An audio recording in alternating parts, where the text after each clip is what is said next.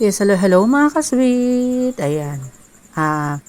Ayan, magandang gabi po sa inyong lahat mga ka-sweet. Ayan, maghanap po tayo ng mga kainan dahil hindi po kami nagluto ng gabihan. At ito nga po, dito tayo napadpad sa Draco's Sisig. Dito sa may tabi po ng Gloria's Lechon.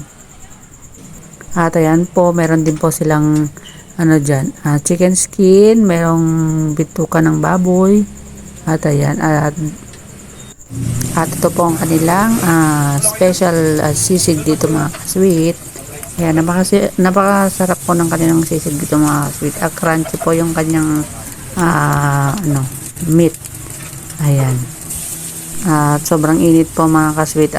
Pag i-serve sa'yo mapasok-pasok pa ang iyong dila mga kasweet. At ayan po, piniprepare mo ang ating order mga kasweet.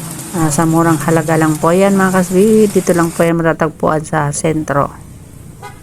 Ayan mga kasweet, kaya kain na po kami ni Hershey dahil hindi po kami nakapagluto ng gabihan. At katatapos lang pong maglaba. At ayan po, kain po tayo. Ayan, sabay niyo po kami kumain. Masarap din ang kanilang chili oil dito mga kasweet. Ayan. Ayan po, sabay niyo po kami kumain. Ayan, nagutom na kami kasi late na naman po kami kumain. Magnanay na po mga kasweet. At ayan po, mainit pa. Kasi pagka-serve sa'yo, mainit pati yung kanin bagong saing mga kasweet. At yung sizzling plate na usok-usok pa yan mga kasweet. Ayan, napakasarap po ng ating gabihan at nabusog na naman po tayo dyan mga kasweet.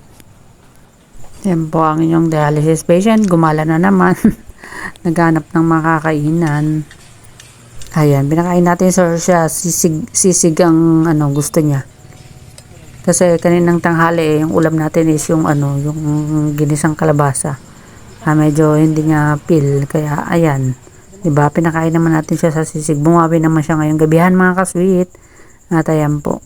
Ayan, masarap nga daw po mga kasweet kasi crispy ang kanyang ang kanyang meat mga kasweet. At saka sobrang init pa talaga. At ayan po, kain na po tayo. Late dinner na po mga kasweet. Ayan, maraming salamat po. At ito nga, ito ang kinalabasan. Ayan, simot. Simot sarap. Paalam.